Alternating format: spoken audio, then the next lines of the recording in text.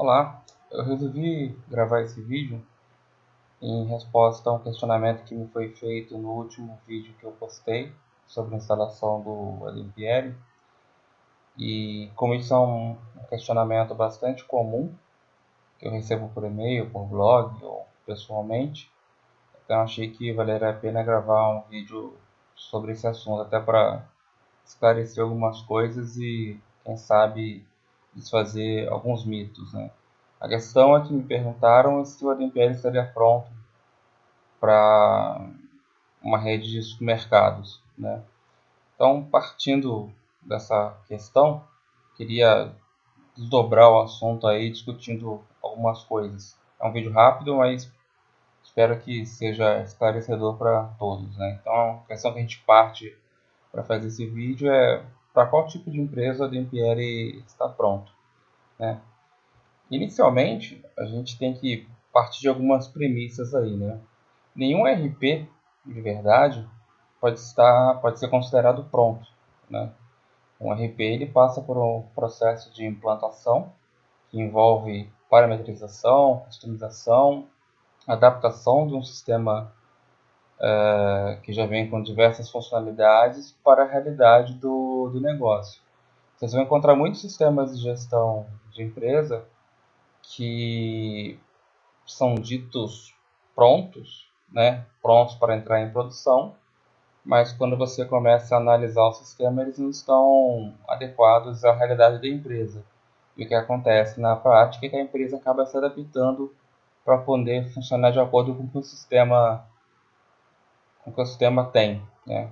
Então, em qualquer RP de verdade, não existe um RP pronto, né? Ele vem com uma série de coisas já desenvolvidas que são adaptadas de acordo com a realidade da empresa. É isso que se faz no processo de implantação de qualquer ERP.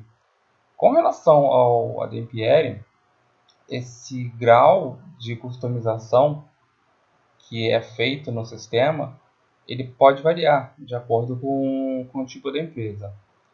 Para facilitar, eu dividi esse tipo de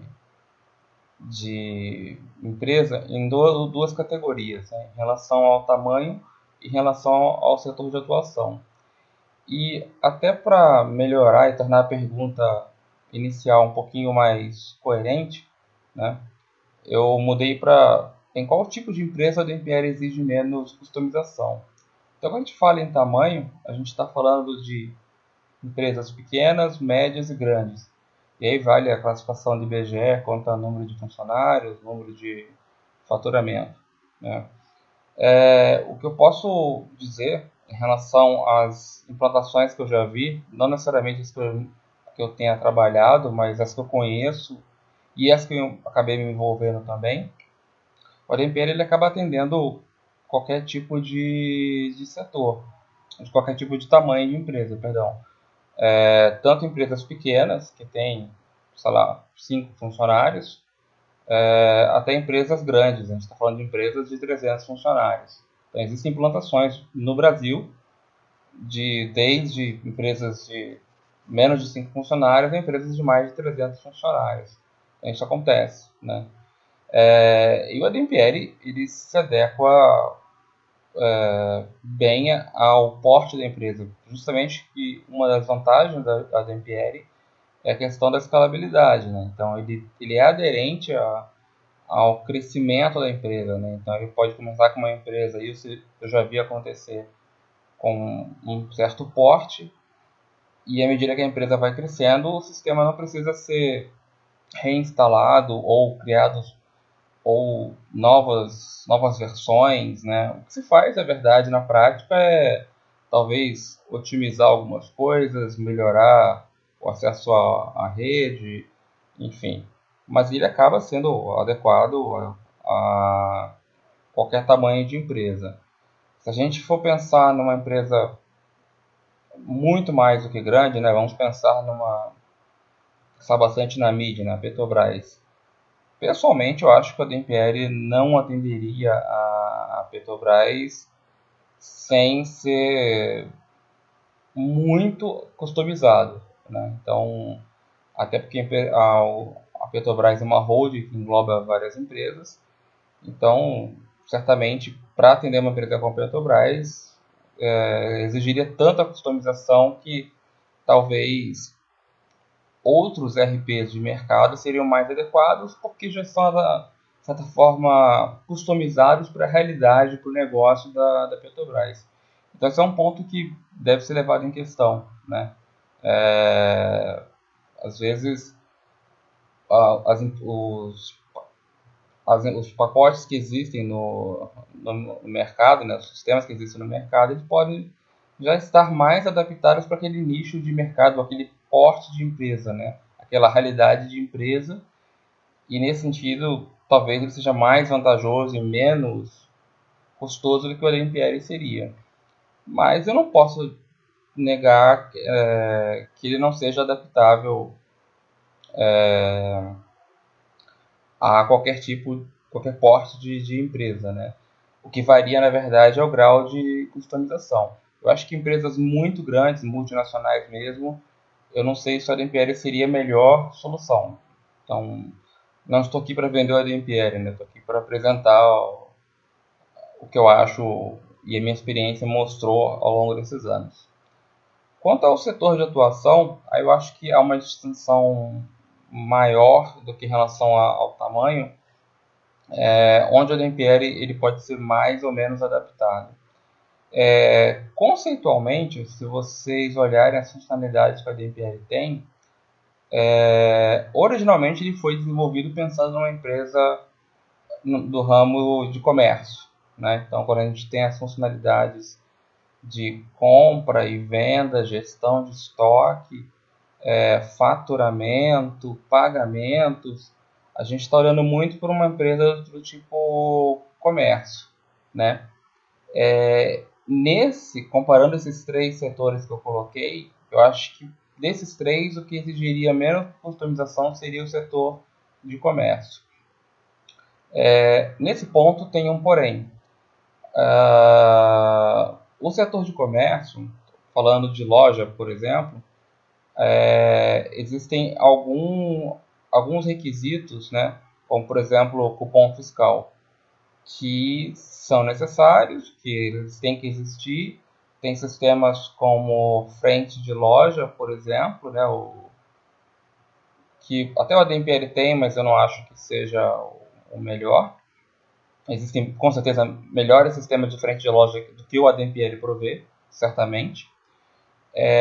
Mas mesmo assim, eu acho que para a parte do back-end, né, da retaguarda da operação, o ADMPL ele é bem adaptado ao setor de comércio. Então, ele acho que exigiria menos customizações. Com relação ao setor de serviços, não seria tão diferente quando você muda o conceito, né, do produto algo tangível para algo intangível, né, que são os serviços. Então, eu conheço tem empresas como clientes que são empresas de serviços. Elas não vendem produtos, né?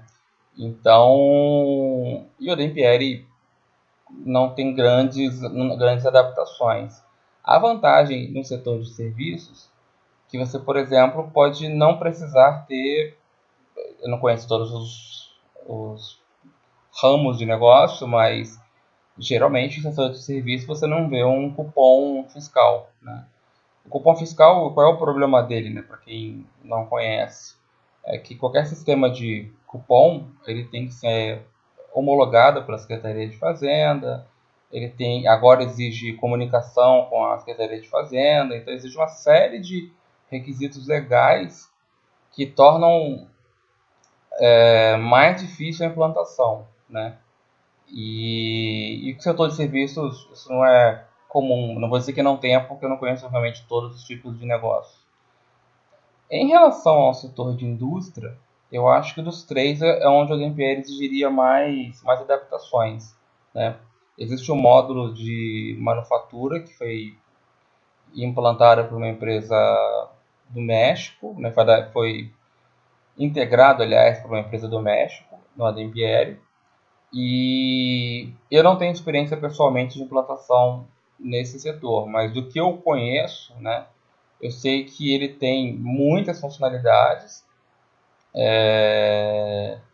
mas como a questão da produção, uma coisa muito específica de cada nicho, né, de cada tipo de indústria, eu penso que a adaptação, a customização e talvez a parametrização seja mais complexa numa indústria do que para um comércio.